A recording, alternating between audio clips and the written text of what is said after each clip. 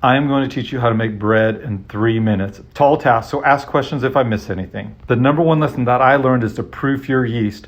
And what you need to do is take the hottest water out of your tap into the microwave for 20 seconds, and that should be hot enough.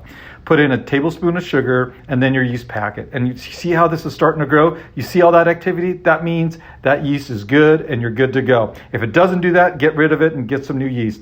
Now add all these ingredients. You're going to need either a mixer or a bread maker that needs the dough for you.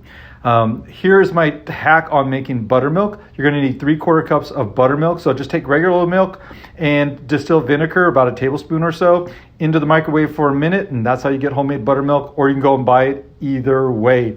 From there, we're going to add our 3.5 tablespoons of melted butter, the rest of the flour, and then you're going to either knead for 7 to 10 minutes in your stand mixer or use your dough machine. This takes 30 minutes with my dough machine. Don't ignore that hour and 40 minutes. It takes 30 minutes. And you're going to see as the dough starts to form a beautiful ball. What you don't want it to do is to stick to the sides. You want that dough to be kind of have a bounce back when you push on it. When it is done, you're going to put it into a bowl so that we can proof it. And here you can see you're going to want to put some olive oil. See how that dough is bouncy but not sticking to my fingers? That means it's perfect. If it's sticky, add some more flour. You're going to want to spray the top of this with some olive oil or something so that it doesn't stick to your saran wrap. If it does stick, it's no big deal, but it's just nice if it doesn't.